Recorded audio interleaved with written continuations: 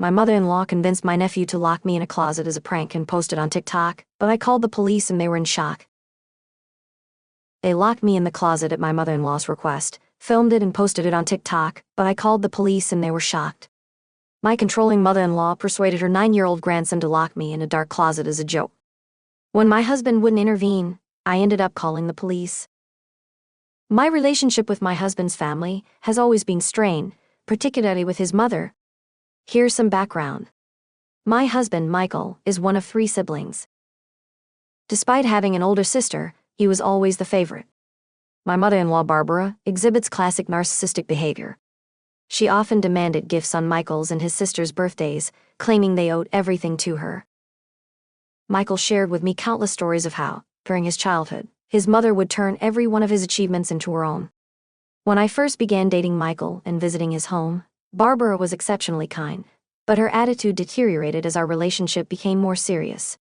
Over the years, her antics grew worse, hitting a peak when we decided to marry 5 years ago. Barbara's interference made wedding planning a nightmare. Luckily, Michael and I had decided to finance everything ourselves to keep family members from meddling. When Barbara attempted to change our wedding venue and layout, I politely declined. She complained to Michael, who tried to negotiate with me, but I stood my ground. For our wedding, I wanted a laid-back, fun, non-religious ceremony with a varied bridal party in a loose color scheme. My only request for Barbara and my bridesmaids was to choose dresses within the color palette and show me before purchasing. My mother and the bridesmaids showed me their selections, and I approved them all. Barbara, however, never showed me any options despite my repeated requests leading up to the wedding. On the wedding day, Barbara arrived in an off-white dress, shocking everyone. It was a mid-length dress with a sheer chiffon layer and a bolero. She looked smug as she saw my reaction. I broke down in tears and Michael immediately asked her to either change or leave. Her husband refused to take her back, causing an argument. To keep the peace, I allowed Barbara to stay in her inappropriate dress. It was mortifying as guests noticed and commented on her attire. I ignored her throughout the event, not saying a word. Michael, though understanding my frustration, urged me to let it go, insisting I was the bride no matter who wore white. This deeply upset me, as he failed to see the significance of his mother's choice. I decided to forgive her, even though she never apologized. Her narcissism didn't stop there. When we were trying to conceive, it was a difficult time. After suffering a miscarriage, I was understandably anxious when I became pregnant again. Michael was thrilled and supportive, attending every doctor's appointment, reading parenting books, and setting up a nursery. 3 months later, we felt ready to share the joyous news. After ensuring we had safely passed the critical first trimester, we decided it was time to share our exciting news with our family. We arranged a luncheon and invited our parents, close relatives, and friends. They arrived, expecting a regular gathering, but their faces lit up with surprise and delight when they noticed my slightly rounded belly. My mother was moved to tears upon seeing me, and immediately realized I was expecting. She completely understood our need for secrecy, and was thrilled at the prospect of becoming a grandmother. Her joy was palpable as she expressed her happiness and excitement. In stark contrast, Jake's mother, Linda, reacted with anger and disappointment. She felt excluded and accused me of deliberately keeping her in the dark. Despite my attempts to explain our cautious approach, she remained upset and refused to speak with me for the rest of the day. Her disapproval cast a shadow over what should have been a joyous family celebration. Throughout the evening, Linda ignored me and showed blatant disrespect not only towards me, but also towards my mother, who had always been kind to her. Linda remained engrossed in her phone, clearly upset and making no effort to participate in the family gathering. She openly voiced her frustration, feeling she had missed out on precious moments with her unborn grandchild. As tensions rose, I needed a moment to compose myself and stepped outside. My mother noticed my distress and came to comfort me until I felt ready to rejoin the gathering. As the evening drew to a close, Linda made a point of saying goodbye to me last, barely acknowledging my presence throughout the day. When Jake walked his parents to their car, a heated argument ensued, which I could hear from the foyer. Linda seized the moment to further express her grievances about me, escalating the already tense situation. Fortunately, all our other guests had left by then, leaving just my parents, Jake and his parents. Linda angrily told Jake she couldn't believe I had kept the pregnancy from her, accusing me of not valuing family. Jake calmly explained that we had both decided to wait until we were sure everything was fine before sharing the news. Linda, however, was not satisfied and began yelling. The conversation went as follows: Linda, this is our grandchild. I deserve to know from the beginning. As your mother, you should have called me immediately. Jake, Mom, we just wanted to be cautious before sharing the news. Linda, cautious? I am your mother. You should have trusted me. This is all her fault. She controls everything. Stand up for yourself, Jake. Jake looked embarrassed and miserable as his mother continued to berate him. Tears streamed down my face, the harshness of her words leaving me hurt and bewildered. I wanted to step in, but my mother advised me to stay quiet, knowing Linda was just looking for a fight. I heeded her advice, not wanting to give Linda the satisfaction of engaging in a confrontation. Linda continued to rant, insisting Jake should take control and not let me dictate our lives. Linda demanded that Michael open his eyes and realize that I was controlling everything, and as his mother, she should have been the first to know if her son was having a child. Eventually, her husband Tom urged her to calm down and drove her away. This wasn't the last time she acted out. Her list of outrageous and entitled behavior is endless. Here are a few instances. She tried to teach our baby to call her mom instead of grandma, which infuriated me. She would beg to babysit our child, and then make sure everyone knew how much we depended on her. When I had health issues after pregnancy, she told me I needed to be a better mother and to get over myself. Due to these incidents and many others, my relationship with Linda has never been great, but I continued to tolerate her for Michael's sake. Recently, Linda and Tom moved into a new house and kept inviting us to check it out. We were busy, so we couldn't go immediately. Michael wanted me to go alone with our child, Emily, but I was hesitant. He urged me to go so that his mother would stop calling him to check out the new place. Begrudgingly, I agreed to visit during the weekend. Emily had a friend's birthday party that weekend, so I dropped her off and asked my mother to pick her up since Emily loves spending time with her grandparents. It was a sunny Friday afternoon when I went to see my in-laws' new place. The property was expansive, and it seemed like Tom had spent a lot on it for his retirement. The house was enormous, with a blend of modern and classic styles. The yard was lovely with plenty of greenery and fragrant flowers. When I arrived and rang the doorbell, Linda answered. Initially, she looked excited, but her expression changed when she saw it was just me. She asked where Michael and Emily were. I explained that Michael had an appointment and Emily had a friend's birthday party. This upset her, and she started complaining about how selfish we were for not finding time to visit her.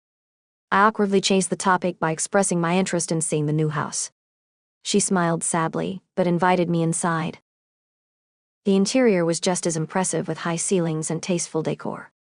My sister-in-law, Karen, and her 9-year-old son, Jack, were also there. I greeted them warmly, but Karen, much like her mother, never seemed to like me. Whether it was a personal issue or just to please her mom, she rarely engaged with me. Linda informed me that Tom was out with friends, so she had invited Karen and Jack over for some quality time. I nodded politely and tried to strike up a conversation with Jack about school. While discussing school, Linda abruptly changed the topic to her recent clothing purchases, mentioning she wanted my advice on her new wardrobe. This surprised me as she had never sought my opinion before. Hiding my surprise, I responded politely, offering to help. Despite our history, I decided to see this as a positive opportunity to bond over something simple like fashion. Linda seemed pleased and led me to what she proudly called her pride and joy, a newly built walk-in closet. As we approached the impressive display of clothes, shoes, and accessories, I couldn't help but admire the lavish collection she had amassed. While I was appreciating the outfits, Linda eagerly began showing me different pieces, asking for my opinion on colors, styles, and accessories. It was a bit surreal given our rocky history, but I tried my best to be helpful and provide thoughtful suggestions. Linda then encouraged me to look through her closet and said she would be right back. I nodded and was checking out her new clothes when I heard the pattering of feet running behind me. Before I could even look back, with mischievous laughter, Karen's son Jake gave me a push, causing me to stumble into the closet and swiftly lock the door behind me. I fell face first into the closet, my head and teeth hurting from the impact. At first, I couldn't comprehend what had just happened. The initial shock gave way to a sense of confinement and panic as I realized that Jake had turned off the light switch, which was outside the closet door, and had locked me in. I was enveloped in darkness and felt claustrophobic. Shocked and terrified, I began banging on the closet door, desperately calling out to Linda and Karen for help. However, my pleas seemed to fall on deaf ears, or perhaps they were conveniently ignoring my distress. I fumbled for my phone, hastily switching on its flashlight. Anxiety crept in as I noticed my dwindling battery, making me worry that my phone might die before I could escape the confined closet. You see, I've had an irrational fear of darkness ever since I was a child. I'd locked myself by mistake in my grandmother's closet while playing hide and seek, and my grandmother, who was hard of hearing due to her age, had taken an agonizing hour to finally find me stuck in the closet, crying and screaming. The sheer terror of that moment lingered, leaving me with an irrational fear that surfaced whenever I found myself enveloped in darkness. I continuously attempted to reach out to Linda and Karen for assistance. Unfortunately, my calls went unanswered, and a growing sense of isolation enveloped me. I was confused as to why they wouldn't pick up my calls, even though I could hear them laughing loudly downstairs. In a last-ditch effort, I decided to dial Michael's number in desperation.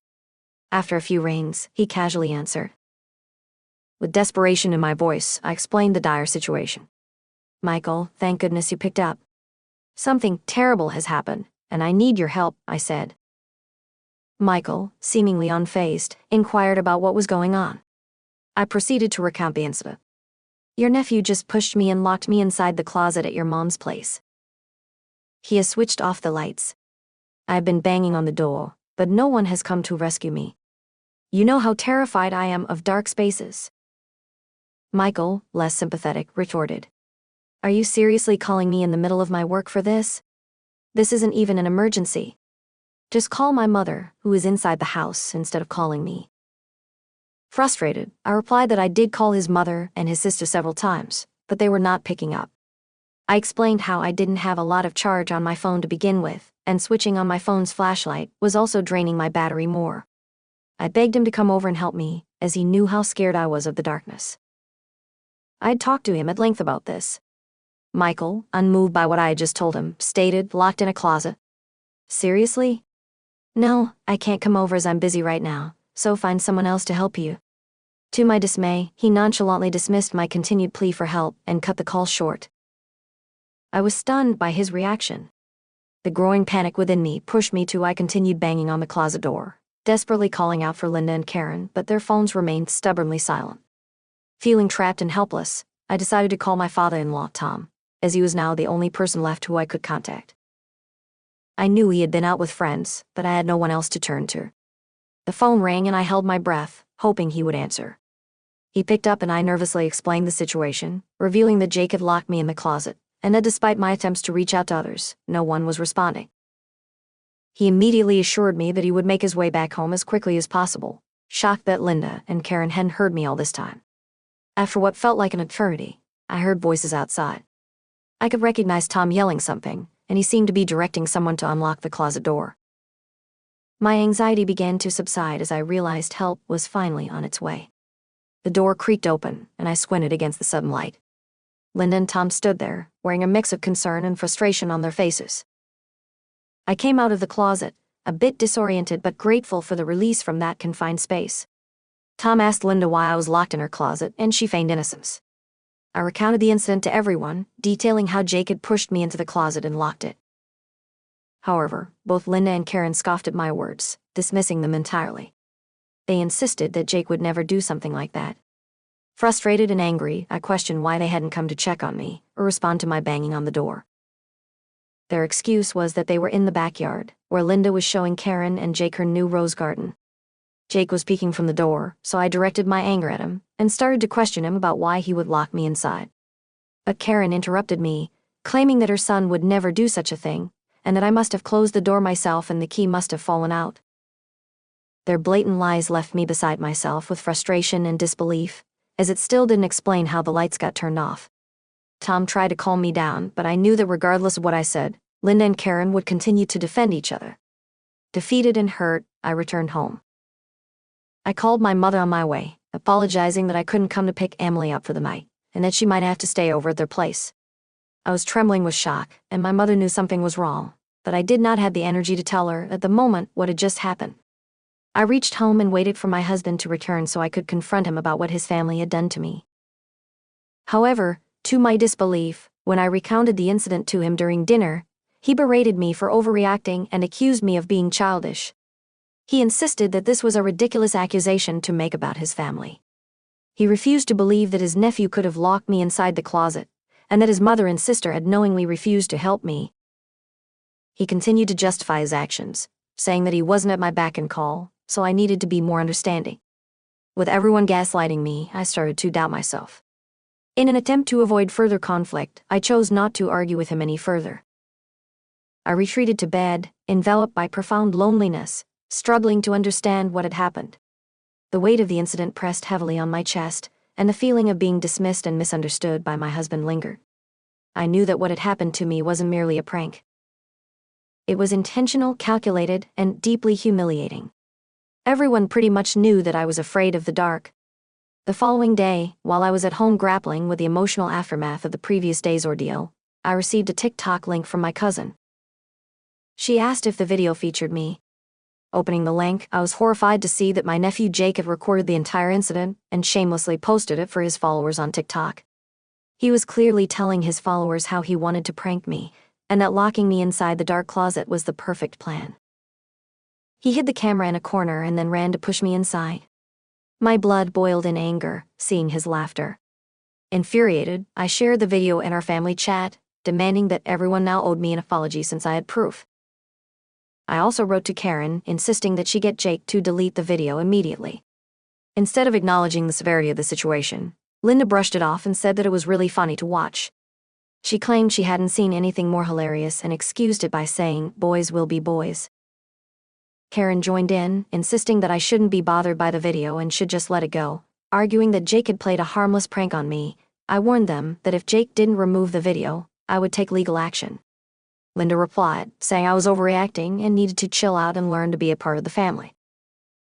Fed up with their lack of empathy, I decided to take matters into my own hands and teach them all a lesson. I called the cops immediately and provided them with the evidence of the incident. Recognizing the gravity of the situation, they agreed to visit Karen to question her about why her 9-year-old child had a TikTok account and was posting such prank videos. Later, Karen called me angrily, asking if I seriously had the audacity to file a complaint against her. I told her that I had, and that I was willing to take this to court. She started yelling at me some more, but I quickly told her that I was recording the conversation and would be happy to give it to my lawyer. She quickly shut up after that. Am I wrong for teaching my husband's family a lesson for locking me inside the closet for over an hour? Update 1. In just a few hours, I have received thousands of comments, and I am glad to see that a majority of you understand why I decided to involve the police. I have been receiving multiple calls from my in-laws who are asking me to withdraw my statement to the police. No official case has been filed yet, as my nephew is still a child, so the police are investigating to assess and determine the appropriate course of action. My husband, who had no idea about this, erupted when he came back from work. He had tried calling me during the day, but I had been busy with the police. When he was back, I knew we were going to have this conversation. Michael is convinced that what I have done has totally destroyed the family, and is saying that I shouldn't be so childish as to overreact over such harmless things. He continues to believe that Jake is just a child and shouldn't be punished for this. I have talked with my parents and my sister about this. My family knows about my phobia of dark spaces, and they are shocked that no one came to rescue me, and more importantly, that my husband isn't advocating for me. My dad had a strong word with Michael, telling him that if I had called him for help while stuck in the dark closet, then it should have been his responsibility to either come to help me or immediately call his parents to get me out. The fact that he didn't do either of these things doesn't sit right with me or my family. Everyone's comments made me realize that my husband and his family's dismissive attitude has been going on for a long time, and I have been blind to it. I will continue to update you when there are any further developments. Update 2. It's been a week since my last update, and there has been a major development. My sister-in-law's husband, Victor, who was out of town, recently returned and found out about what had happened between me and Jake. He completely lost it and demanded that my nephew immediately take down the video and apologize to me personally. When Karen tried to defend her son's actions, Victor threatened to kick Jake out if he ever disrespected others like that again. This was all relayed to me by Victor. When he visited me, I agreed to meet up in the hopes of getting to the bottom of this incident. Victor came to our place with Jake, who looked remorseful, as if he had been scolded the entire time. Victor looked at him sternly as Jake immediately started to apologize to me, as soon as we sat down to talk. He then started explaining that, although he did push me into the closet, it wasn't entirely his fault. I looked at him curiously, and so did Victor. Jake went on to reveal that he would talk to Linda about his TikTok account and forward her several prank videos that his friends played on others. Linda began suggesting it would be a good idea to try it on someone in real life. Jake told her he didn't think it was a good idea to try it on family members, but Linda urged him, saying that because I wasn't technically his family since I was just married to Michael, it meant he could definitely try those pranks on me and not feel guilty about it. I was shocked to hear this. Victor asked Jake if he was lying and trying to dodge responsibility, as this was a huge accusation to make. Jake started weeping, telling us that we could check his phone where he and Linda had indeed discussed this. He showed us the chats, and I was horrified and disgusted. For someone her age to incite a child to engage in such actions, simply because she disliked me, was truly appalling.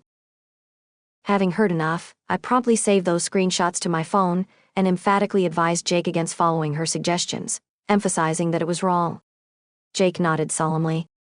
Victor, equally taken aback, expressed his dismay, stating how sickening it was and making him reconsider allowing his child to be around Linda. Understandingly, I nodded as he continued expressing regret for not being present to prevent Jake's actions that day. He urged me not to go through with the case and to retract my statement with the police since Jake had spoken the truth. Victor was clearly afraid of the impact this would have on his child's life. I assured them that I would discuss the matter with my lawyer and the police on the condition that Jake never uploaded the video again or retained a copy of it. Jake assured me that he had indeed deleted the video and had no copy of it remaining. Since this conversation with Victor and Jake, I have started questioning my entire relationship with Linda. It's pretty clear now that she was behind the attack and encouraged a child to do her dirty work so she could get away with it. I can't allow myself to be around her ever again, as I don't know what else she might do to me if she already dislikes me this much. Update 3. Hello, everyone. It's been 6 months since my last update. I have moved out of my husband's place and am currently staying with my parents. As updated previously, my manipulative mother-in-law was behind everything. When I confronted her about it, she refused to accept her mistakes. Even after I showed Linda the screenshots, she tried to accuse Jake of manipulating them and photoshopping the evidence. Her lies quickly fell apart once I threatened legal action if she didn't admit her mistakes. She begrudgingly admitted that she had pre-planned this with Jake, and that when she saw I had come alone to visit her, she thought it would be the perfect time to play the prank on me. She continued to say how Karen was in on it too, and that they had enjoyed hearing my screams for help. She begged me not to pursue this further, promising never to do it again. Fortunately for me, I recorded our entire conversation. I simply ended the call with Linda and forwarded the voice recording to our group chat so that everyone could hear her admission. I sent a text to Karen saying that I had never expected her to stoop so low, and that I hoped her son would turn out to be a better human being than she was. As for my husband, our relationship deteriorated every day. Even with the screenshots and voice recording of his own mother admitting her mistake, he never once apologized to me for what his family had put me through. Seeing my family rallying behind me made me realize that I was not overreacting and that what happened to me was a big deal. Although I decided not to take any legal action, I couldn't forgive or forget what the family had done to me. There was no going back after this, and with my husband continuing to support them, there was nothing left for me to fight for. I tried to save my marriage, but when your own partner supports his mother's malicious actions regardless of your feelings, you start to realize that you deserve better. I moved out so that we could eventually start our divorce proceedings. He wasn't even remotely surprised and didn't fight me when I announced I wanted a divorce. I won't lie, this has been extremely hard. I genuinely loved my husband and thought I would grow old with him, but these last few months have been eye-opening, and I deserve to put myself first. I am really glad that everyone in the comments section and my family made me see the truth about my husband and his family.